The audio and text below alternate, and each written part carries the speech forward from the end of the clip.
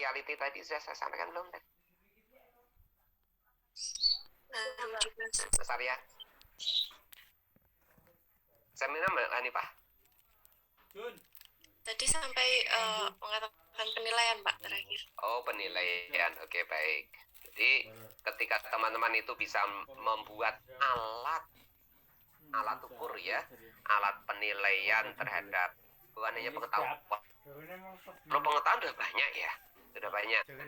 Jadi buat soal-soal berbasiskan komputer sudah banyak. Tetapi ketika saudara bisa membuat instrumen penilaian bukan hanya menilai pengetahuan, tetapi juga menilai keterampilan prosesnya, menilai sikapnya, itu akan bermanfaat bagi guru.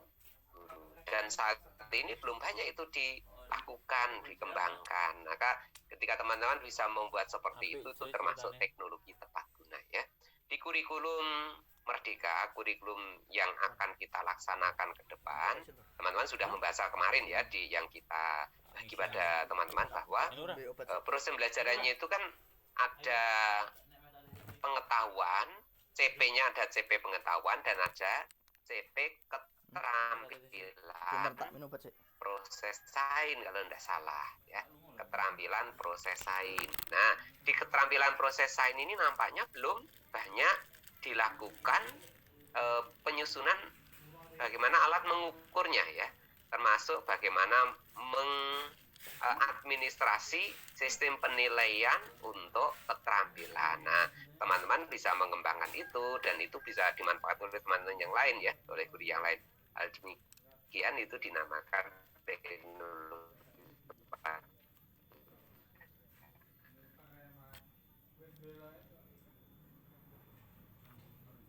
Kemudian, nah juga bekerja secara elektronis, maksudnya yang sistemik. Apalagi yang sekarang ini bagi teman-teman yang banyak belajar tentang Arduino itu kan, Arduino Uno itu kan bisa dimanfaatkan dengan banyak aplikasi karena itu berbasiskan kemarin Mas Rosin itu kan pakai IoT ya, IoT, Internet of Things ya. Nah, kita bisa mengembangkan itu untuk bermanfaat bagi masyarakat, ya, bisa manfaatkan. Misalnya, kita akan membuat mesin penetas telur misalnya ya, yang berbasiskan IoT. Bisa seperti itu. Jadi kita membuat sistem pengatur suhu lingkungannya ya, yang bisa dikontrol jarak jauh. Nah, maka alat yang kita buat tadi, mesin yang kita buat tadi itu merupakan mesin atau produk karya tepat guna ya. Jadi banyak kok yang dimaksud dengan teknologi tepat guna di sini. Dengan demikian seorang guru fisika yang memiliki kreativitas seperti itu, ya kreativitas seperti yang tadi saya sampaikan, selain bermanfaat bagi masyarakat, bermanfaat bagi masyarakat itu maksudnya kan bisa digunakan oleh masyarakat ya, bermanfaat bagi dirinya sendiri. Kalau itu alat tadi bisa kita produksi secara banyak dan bisa kita jual kan memberikan hasil ya, memberikan penghasilan bagi keluarga ya, bagi Anda dan keluarga gitu ya, dan dapat dimanfaatkan untuk tadi keprofesionalan, untuk kenaikan pangkat dan jabatan, untuk menunjukkan kalau nanti Anda menjadi guru, kemudian jadi guru profesional kan mendapatkan tunjangan profesi. Nah, salah satu cara untuk mendapatkan tunjangan profesi itu kan harus memenuhi kinerja PKB tadi, pengembangan profesional berkelanjutan, memiliki produk karya teknologi tepat guna, nanti menjadi bagian dari pembuktian bahwa kita berkelanjutan. Jadi ininya sertifikasi gurunya akan berjalan dengan lancar, akan keluar dengan lancar itu ya. Itu keuntungannya di situ.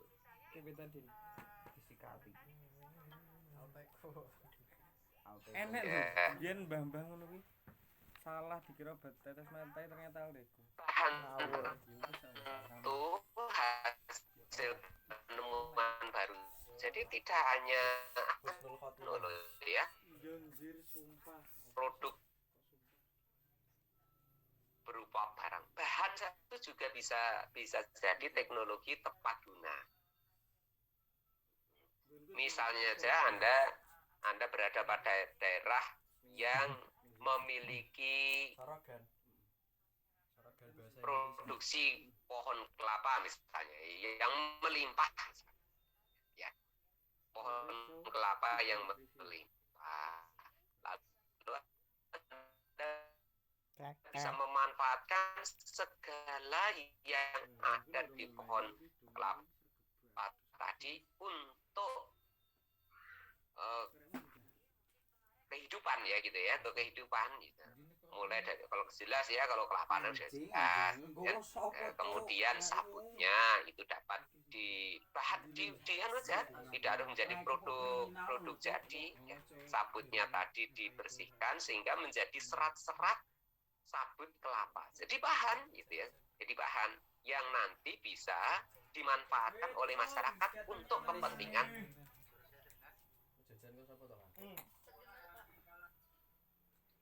Skaternya mana nih?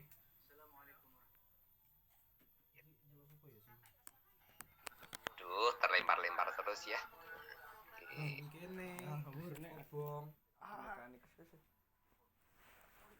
Ya kalau internet di rumah itu ya gini ya, lempar-lempar terus biasanya di kampus, ini di rumah.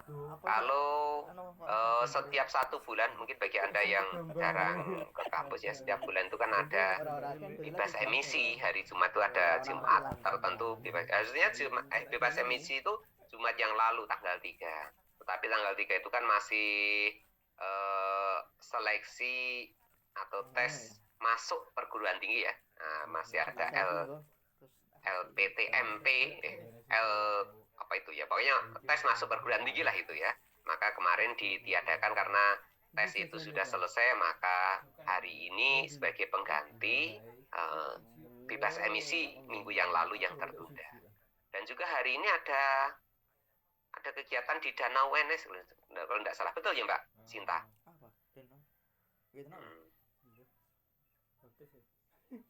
Kegiatan apa ya Mas Arya di Danau Wenes hari ini?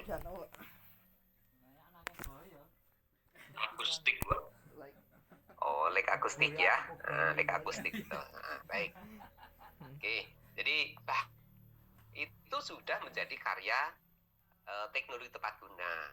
Tadi baru sabutnya, belum lagi daunnya, daun kelapanya, belum lagi lidinya, sotonya tadi. Nah, lidi yang tadi Anda, ya ini hanya jadi bahan saja, tidak diproduksi gitu ya.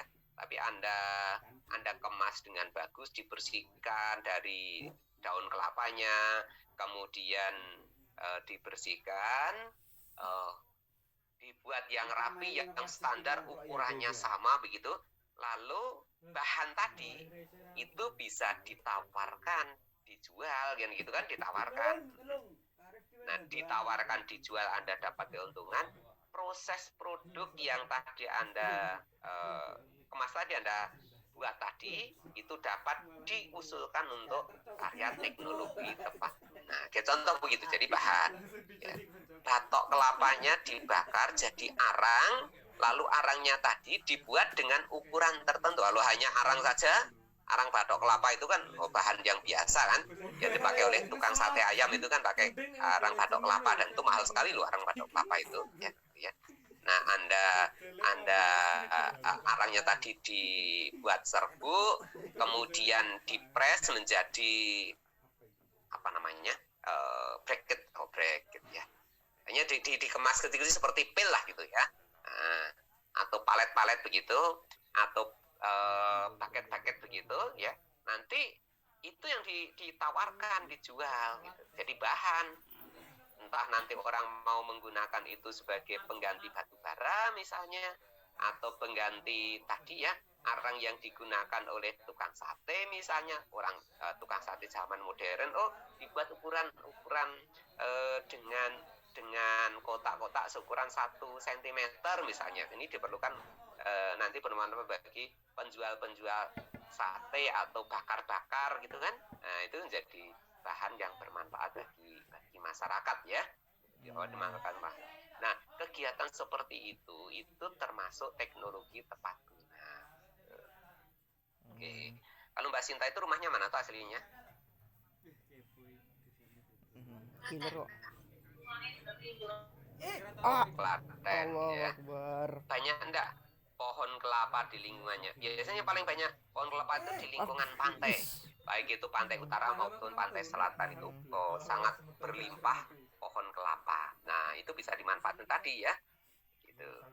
Atau bagi teman-teman yang di sekitarnya tadi jualan kelapa muda ya, jualan kelapa muda. Lalu menumpuk ini apa namanya ya? Limbah kelapa mudanya tadi. Kan hanya diambil air dan ininya saja kan, daging yang lunaknya tadi. Maka bagian yang lain itu bisa dimanfaatkan gitu ya. Nah, itu bisa menjadi teknologi tepat guna. Kemudian konstruksi dengan bahan tertentu yang dirancang untuk keperluan bidang pendidikan atau kemasyarakatan. Setiap konstruksi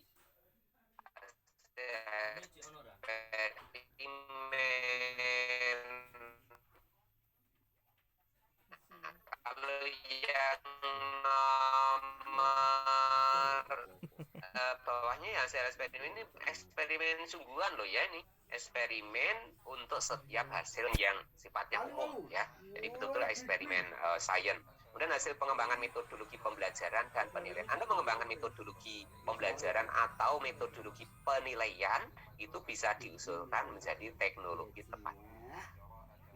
Jadi teknologi tepat guna itu luas ininya cakupannya. Ya. Bagaimana membuat laporan dan penggunaan karya teknologi tepat guna itu? Ya. Yang pertama, yang dilaporkan nanti berupa bukti fisik. Bukti fisik itu tidak harus bendanya nanti diusulkan gitu ya. Boleh diambil gambarnya alat tadi bekerja, lalu bisa dilaporkan cara pembuatan dan penggunaan produk karya teknologi tepat guna tadi. Kemudian laporan cara pembuatan dan penggunaan media. Pokoknya ini intinya itu laporan cara pembuatan dan penggunaannya tadi. Oke. Kalau eksperimennya laporan eksperimennya, kalau metodologi penelitian, penilaian, ya pembelajaran ya berupa makalah yang terdiri atas metodologinya, kemudian inovasi yang ada, kemudian bukti fisiknya berupa implementasi metodologi dan penilaian tadi atau penilaian tadi. Berapa pemberian skornya tadi tergantung kepada tingkat kompleksitas ya, kompleksitas. Kalau kompleks diberi nilai 4, kalau sederhana itu diberi nilai 2 ya, gitu. Dan itu nanti dibagi ke tim ya, ada timnya. Nah, ini timnya itu seperti ini saudara, kalau dikerjakan tidak seorangan tetapi tim ya, timnya itu maksimum 4 orang. Kalau seorangan ya nanti nilai misalnya nilai 4, nah nilai 4 tadi ya untuk 1 orang tadi gitu ya. Sedangkan kalau itu disusun oleh 2 orang, maka nama pertama itu nanti 60%, nama kedua 40%. Kemudian kalau 3 orang ya, nama pertama nanti 50%, nama kedua 25%, 25%. Kalau 4 orang ya, nama pertama nanti 40%, nama kedua sampai dengan nama keempat, berarti pembantunya ya, anggota 1 sampai dengan anggota 3 itu masing-masing 20%. Itu distribusi pembagian angka kredit untuk teknologi tepat guna. Ya. Baik, sampai di sini dulu tentang penjelasan Pak Saranto tentang teknologi tepat guna. Apakah ada yang mau disampaikan? Apakah ada yang mau ditanyakan? Saya persilahkan. Mas Ahmad. atau Iya iya iya iya. kalau ada ya sesuatu yang mau didiskusikan silahkan. Nampaknya cukup jelas ya tentang teknologi tepat guna itu. Kalau penjelasannya cukup jelas lah, sekarang yang diperlukan adalah rancangannya. Oh, Rozin, silahkan Rozin. Baik Pak, mohon izin bertanya Pak. Ya. Kalau misalkan untuk teknologi tepat guna itu, guru kan membuat suatu karya gitu Pak. Nah itu luarannya apakah harus dalam publikasi jurnal atau sampai tahap mana ya Pak? Apakah hanya PTK atau sampai mana Pak? Oh, oke, baik, terima kasih ya. Nah, kalau produknya tadi itu berupa jurnal atau PTK itu namanya publikasi ilmiah Marzin. Ya, publikasi ilmiah. Kalau teknologi tepat guna itu yang diminta adalah produk bendanya, produk hasilnya. Lalu proses pembuatan serta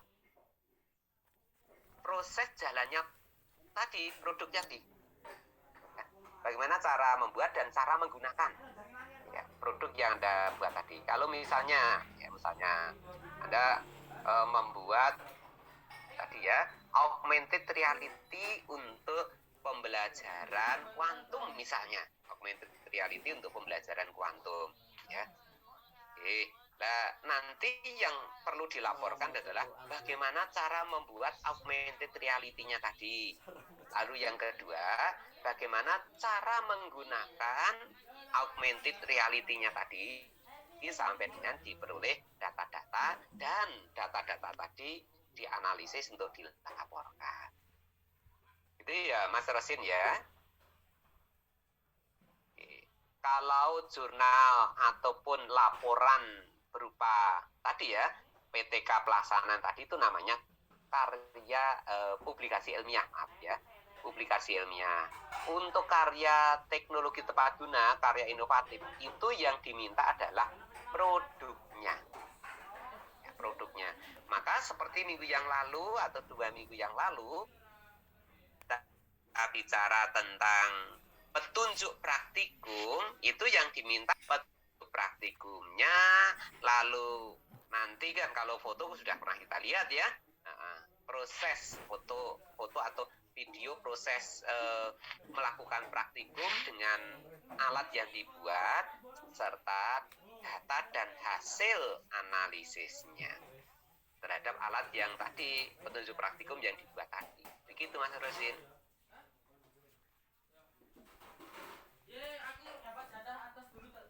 Oke, ada komentar?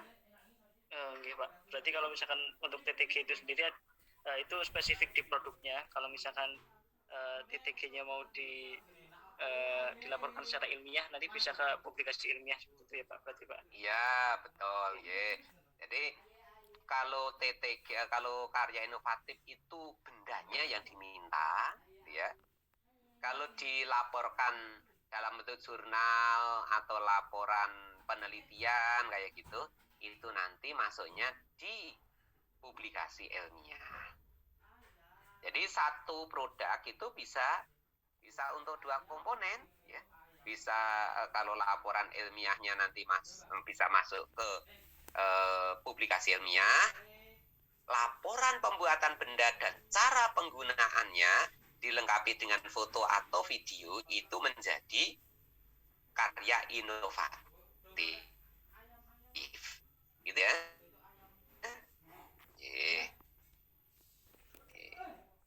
Monggo yang lain lagi kalau ada yang mau ditanyakan.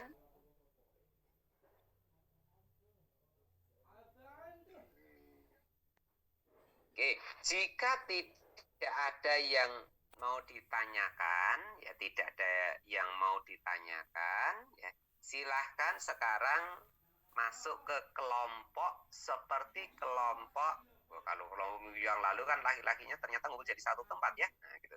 Ini kita rombak lagi jadi kelompok yang baru ya, kelompok yang lain untuk menyusun atau membuat karya inovatif berupa teknologi tepat guna. Nanti yang akan kita minta adalah bagaimana proses pembuatan alat tersebut, kemudian bagaimana cara mengoperasikan atau menggunakan alat teknologi tepat guna tersebut. Ya. Boleh berupa karya teknologi informasi, karya teknis, atau penelitian, boleh ya, mengembangkan sesuatu yang diteliti dulu boleh ya. Hasilnya adalah berupa laporan ya, laporan proses melakukan penelitian dan hasil dari penelitiannya tadi.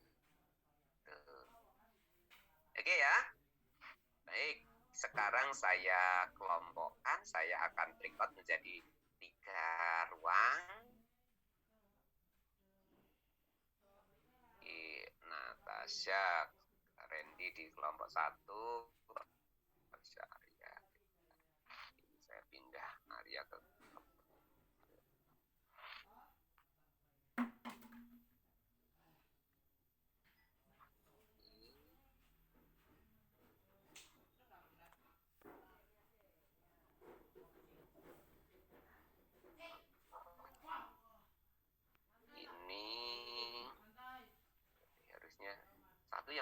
yang tidak kelihatan siapa nih ya?